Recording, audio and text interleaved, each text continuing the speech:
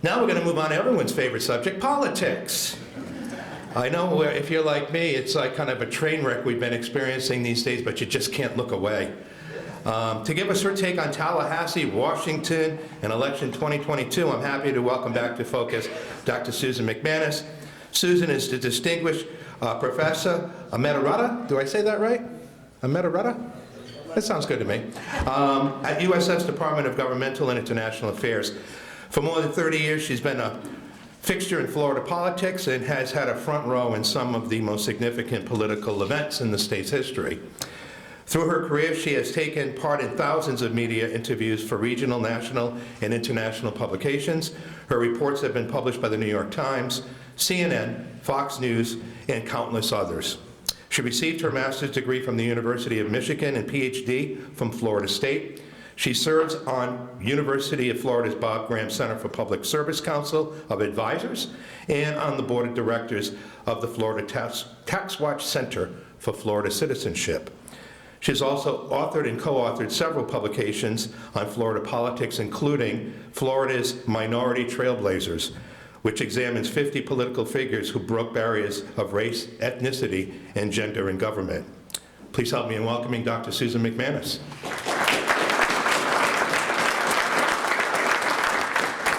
As always, thank you. Thank you. Where's the clicker? Do we have the clicker here? Is it back on the shelf yet? Yes, sir. Truth is, I'm just a Florida cracker from Pasco County, and I love Florida, and somebody has to do this dirty business of talking about politics in a nice breakfast like this. But as I always say, usually at the end of a speech, there's no better place to be a political scientist than right here in Florida. It's a gift that keeps giving to all of us. So we have a major election year. So if you give money to campaigns or causes, you're going to be hit up pretty big this year. We have our U.S. Senate race and governor's race were pretty much our marquee races.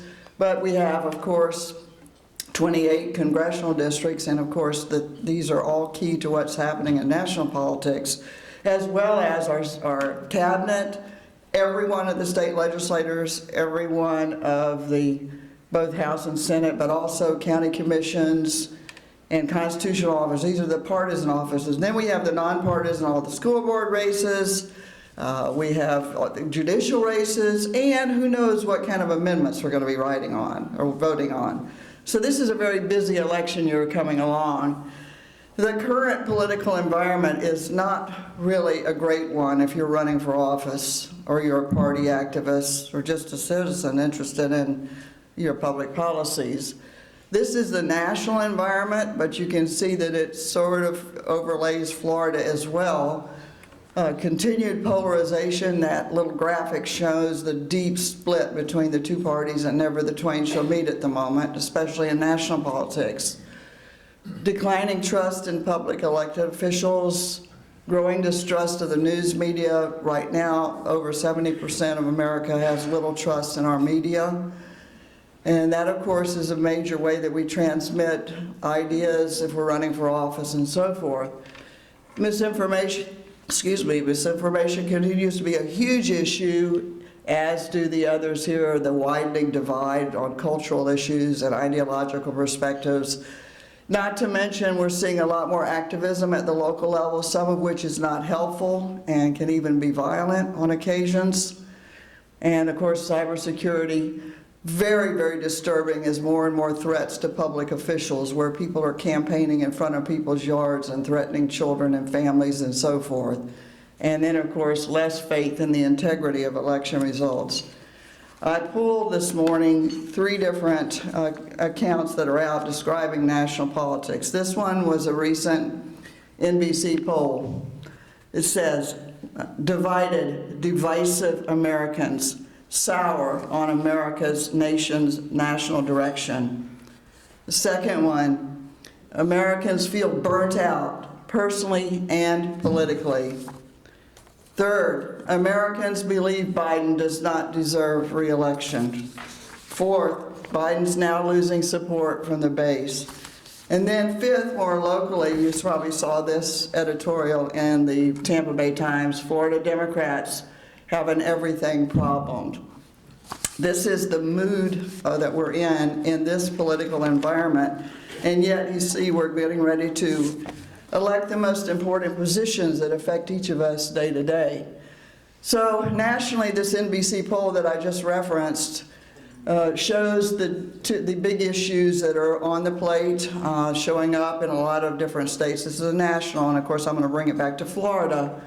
But you can see the differences there. There are some commonalities.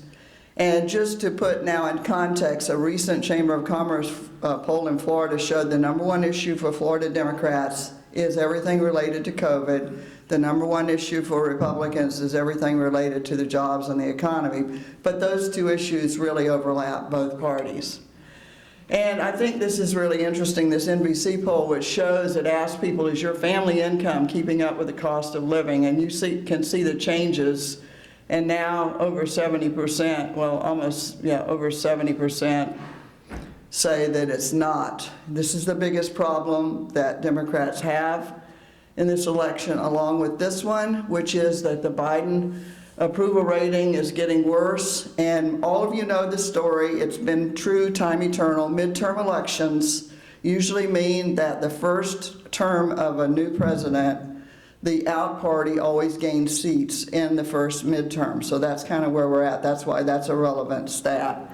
And then I think the real challenge to both major parties is Americans are really getting worried about the governability of our country. And you see all this now talk about threats to democracy and so forth. And I personally think that this is something that all of us as community leaders need to really be focused on and very attentive to. And as I said before, huge percentage of people think that they can't trust the news media and that it's fake. So that kind of notion means that where do people go for info? They go to more narrow silo kinds of places, and you don't know if that's really true or not, but you just believe what you believe, and that's also not great. But let's go to Florida. As you know, we grew a lot. That's why we got one more congressional seat. We're still growing. And you can see the areas that grew the most during the past decade, and you can see very heavily that it's the I-4 corridor, the mid-rift of Florida that's really grown a lot. The dark green, the green means you've grown more, the lighter means you've grown less. But the mid-rift of Florida, along with a few spots in other parts of the panhandle area that's grown, is related to the military retirees that have moved out there, back there, and the St. Augustine area up in the north. But it's also true that those old numbers don't really mean so much. How many of you live next door to somebody or live to somebody that's just moved here since the pandemic? Let's see a show of hands. This is very, very common. That means everything changes. The old numbers that we have, we can't use today if we want to win an election. And you can see this is national. I like these. These are sort of digital moving companies are the best source of data for who's moving in and out of places. If you look at the top inbound cities for 2021, that would be after the 2020 election, so this is new stuff. You see 4 of the top 10 are right here in Florida. Obviously Orlando and Tampa, plus Fort Myers and West Palm. And then in the other part of the 20, you get Fort Walton Beach and Melbourne. So there's hardly a spot in Florida that hasn't experienced a lot of growth since the 2020 election. So what this means is everything is changing, and it really means that parties and candidates have to spend a lot more time and energy on doing focus group work, working up their own demographics, not relying necessarily on official census data to get a feel for who lives where and what their priorities are. This story tells it all about Florida. You can see that this is a trend in party registration, and these are the most recent numbers available of December 31. And you can see that the real change here is 2 things. The parties are starting to weaken a bit, and the real increase is in people who are registering as no party affiliation, markedly increasing. And of course now you've all heard this since November, for the first time in Florida's history, Republicans outnumbered Democrats in terms of registrants. And the number that you see there is the December number. Now you see that it's 43,102 more registered Democrats than Republicans. Not that long ago, Democrats had the edge by 100,000 plus. So this is a shift. But that doesn't tell the full story, because a lot of the changes in people who are not registering as no party affiliation, and we'll see who those are in a few minutes here. 45% of our voters live in the I-4 corridor. The I-4 corridor continues to be a label that everybody, even outside of Florida, understands. It's the midriff of Florida. It's also, by the way, the most party competitive. That's why we see more ads and more candidates here than anywhere else in the state practically, because we are considered the swing part of the swing state, and we still have that reputation. It's also true that I learn, if I'm running a statewide race, I cannot run the same kind of ads or the same kinds of get out the vote campaigns in one part of the state as I do another, because the people who live there are drastically different, and particularly in the racial and ethnic makeup. If you look at Miami, Miami is already a majority minority media market. And you look at all the others, it really varies. The most heavily white would be up in the Panhandle, Panama City. So they're very different kinds of geographies of politics that have to be paid attention to. It's why it cost in 2020 $3 million to keep one ad up for 1 week in all of Florida's 10 media markets. And the projection is it will be even more this year. It's going to cost a lot of money to reach voters. 1/3 of our registrants are non-white, and Hispanics 17%, blacks 13%, Asians 2%. Other, which is biracial, is the fastest growing category, but it's around 6%. It's also true, and this is very important, if you look by race and ethnicity, Hispanics and Asians, a higher percent register as independents or no party affiliation than with either party. If you look at blacks versus whites, black voters in Florida are very, very heavily registered as Democrats, whereas whites, a plurality, are Republicans. So again, I have to calculate all of these things when I'm designing campaign ads and get out the vote strategies. It's also true, very important, Florida has the most diverse minority population of any state. You look at our Latino population, country of origin matters a lot, and we know in how people vote. For example, in this group, Mexican Americans and Puerto Ricans lean a little bit more Democrat. Cubans, more Republican, but in 2020, Republicans put together a coalition of Cubans, Nicaraguans, Venezuelans, Colombians, Hondurans over the socialism issue, which is one of the big challenges Florida Democrats right now are facing, is how to address the bleeding of Latino votes that are going Republican over the socialism issue. And we even have a very, very diverse black population. If you live in Southeast Florida, you really notice a difference between American-born blacks versus foreign-born, which are largely the Caribbean blacks. They often have very different politics. They're often competitive when they run for local and state races. So again, our black population, the most diverse of any state in the country. Same is true of our Asian population. And here again, you see different voting patterns by country of origin. In the last election, we know that Indians were the most solidly Democratic voting of Asian groups, whereas the Vietnamese were the more Republican-leaning voters. All of these factors speak to the complexity of the Florida electorate, which again makes it challenging. I think it's the hardest state in the country to really run a statewide race in. And that's why, again, costs a lot. But to me, this is the real story, and that's a generational shift that very few people pay attention to. And in a short amount of time, you'll notice that by 2021, 57% of Florida's registrants are the 3 youngest generations. And yet people are still thinking, oh, Florida's filled with old people. I guess that now includes me, but you know, I don't feel it. So there you go. But this is a monumental shift in a state where you can, it's some ways hard to overcome the idea that we're still that retiree-only kind of state, and it's only older voters that matter. You win or lose now by the turnout and the direction of our younger voters, because they're a larger share of our electorate.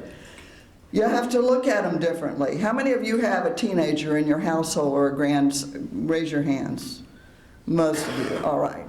You know it's not the same. The issues that drive them and how they communicate are worlds apart from you and I. And the parties don't get it a lot of times. They don't understand. I can't get somebody my age to design a communication strategy for somebody who's a lot younger that uses very different technology. And this is the way I look at things. I look at it generationally, not chronologically, because life experiences and the context in which that person matured as a political actor, meaning voter, are very, very different. It also gives you a hint why the two youngest generations are increasingly registering as no party affiliation, because it hasn't mattered who's president, it hasn't mattered who's controlled Congress. They don't have a lot of confidence that government is working for them, regardless of who's in charge in Washington. And keep in mind, for the average person, it's not Tallahassee, it's not local. Their ideas of government are national. Our elections have become much more nationalized. Millennials, as I said, are over a third of our registered voters now, and they're already, the youngest generation is already a majority non-white. If you look at the Gen Zers, that'd be 18 to 26-year-olds this year, our majority of the registrants are non-white. That's looking at the changing diversity. And by the way, Florida is 4 years ahead of national projections on when we're going to become a minority-majority state. And you can see it reflected in the three younger generations are much more racially and ethnically diverse.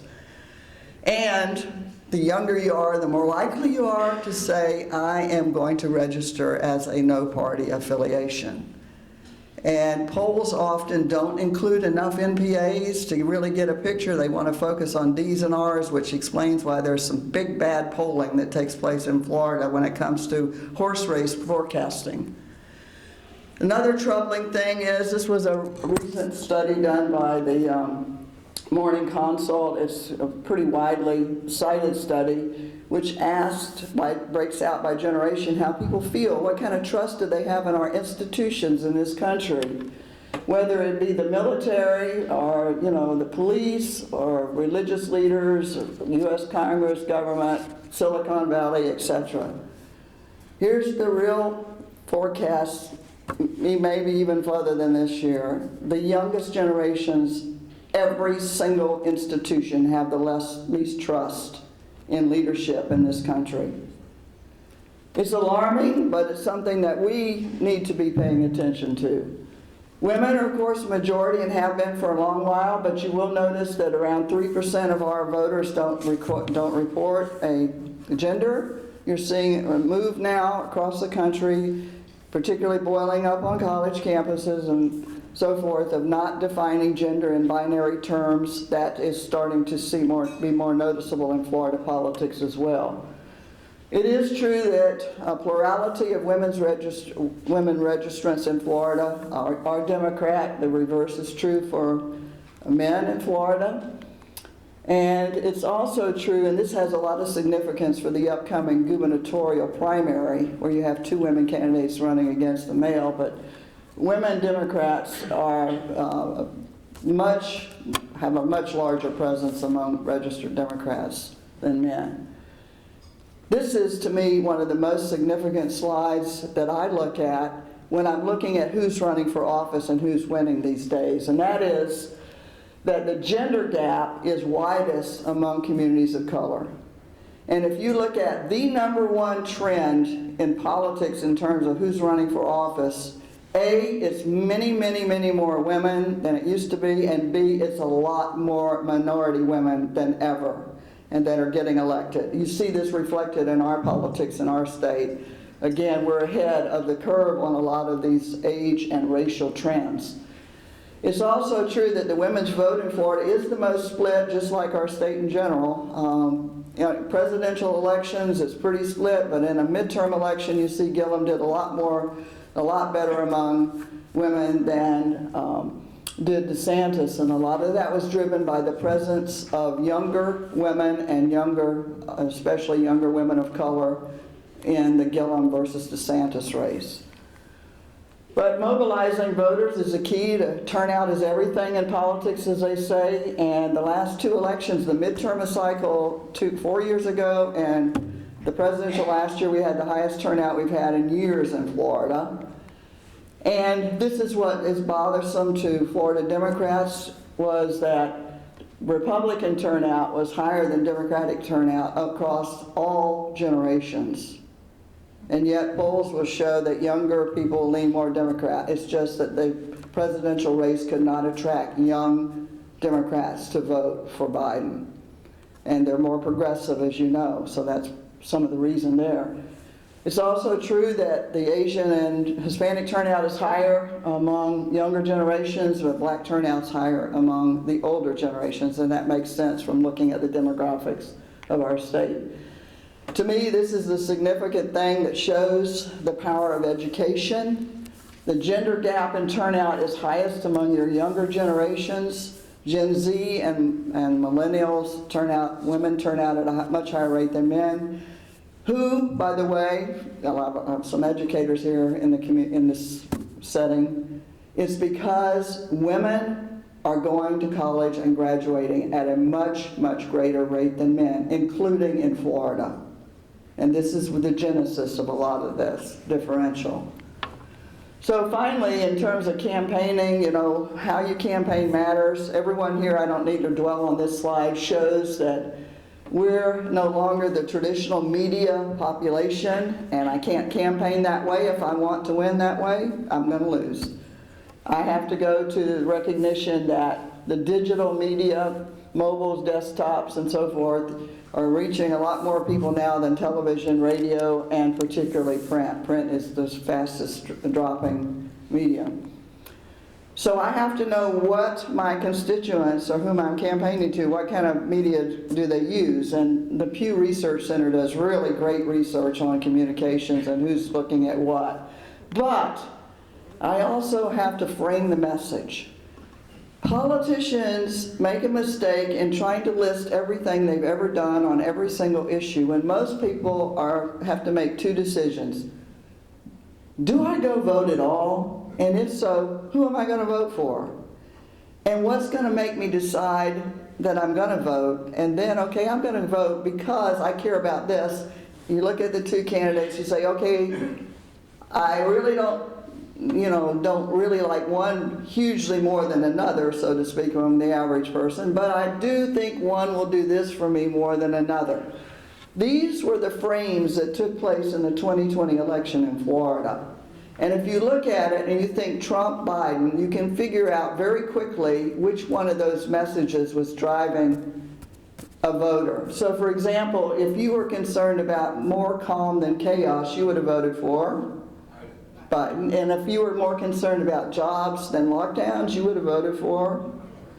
And so you go down the list here. This is not to say that these same issues will be the frames this year, but increasingly, I turn to marketing research, and this is one of the big messages of don't make it too complex, make it simple and either or on the basis of the issue or issues that are really driving that person the most. So successful getting out of the vote now means three things. I got to have the right message, I got to find the right means of communication, and I have to micro-target. I got to get it to the right person.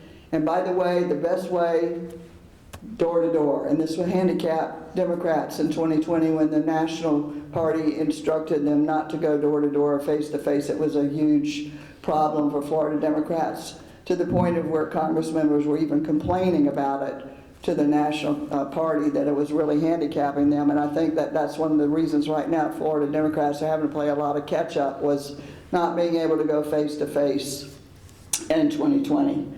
So the predictions are about the ads you're going to see. Video is going to dominate. But number two, huge, live streaming is in. How many of you live stream anything? Okay, you're way behind.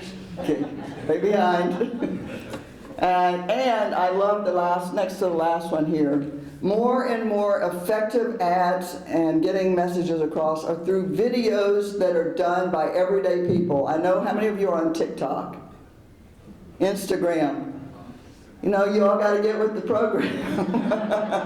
Find out about these. These are the ways that, these are what we're going to see in terms of campaigning, different ways than you and I are used to particularly, but very vital. So what are the lessons that we learned from 2020 for relevant, especially relevant for 2022? Number one, you see our demographics change all the time. I often, when I speak to partisan groups, I tell them you'd be better off to spend some upfront money on good demographic research and focus group works and less on so early advertising that people forget about it by the time it's even close to the election. But it's expensive. The effective campaigns really pay attention to that. And of course, you got to know who lives where, and you can't use these broad stereotypes, and it's especially dangerous in Florida to use racial broad categories, even gender, to predict how people are going to vote or how you're going to target. Bad polling is really bad in our state for horse race polls, better on policy, really bad on predicting who's going to win Florida. And of course, the other things are pretty standard. So what are my predictions for this 2022 election cycle? Many, many races are nationalized. Even local races, you see national imprints and national money coming into local races. And of course, Florida is prime territory for that. You're going to see many, many more legal challenges to every facet of our election process. To me, the hardest job in Florida right now is a supervisor of elections. They've got strict timetables for even getting overseas ballots. We don't even have a filing deadline until June. We won't even know what redistricting is really going to look like because there's sure to be lawsuits. This is going to be a challenging year for election officials for sure. More PAC money, and we've already talked about these other things. Media reliance patterns are changing as fast as a new technology comes out. Misinformation is rampant, but I really want to dwell on the unforeseen issues. When I say news saturation, I guarantee if you were honest, every one of you would say there are certain issues that the media drives you to death that you put on mute, you can't look at another second. That's called news saturation. In 2020 in Florida, there were 13 different news saturation points on the course of the campaign. Who knows today what's going to be the driving issue that pushes people to make those decisions about who to vote for or who not to or whether to go. And a really big unknown, Supreme Court rulings. We got some really important ones coming along here now on abortion, redistricting, and campaign finance that could affect everything. Plus, think about it. 4 weeks ago, who was thinking about Ukraine? Suddenly that's all you hear when you tune in. This is the point that I'm making. It's really hard to do election forecasting this far out. So the question that we're left with, is Florida now a red state, or is it really still very, very competitive? Is it still a purple state? If you're a Republican, you're thinking we're on high drive. Trump won by 3. Most elections prior to that, it was a 0.5% win in Florida. There was 3% margin in 2020. So Republicans are feeling giddy and feeling great about 2022.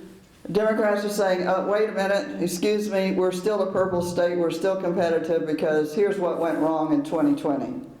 So that's kind of the game that a lot of national reporters right now are asking. Is Florida really purple, still competitive, or is it really now just a red state?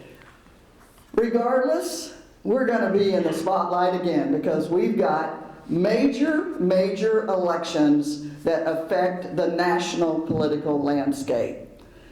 Right now, as I close, the forecast looks bright for Republicans because right now polls are showing independents are aligned with Republicans, but it looks hazy, but perhaps brightness in the distance for Democrats. They're not writing off Florida. Again, I conclude we're going to be in the national spotlight.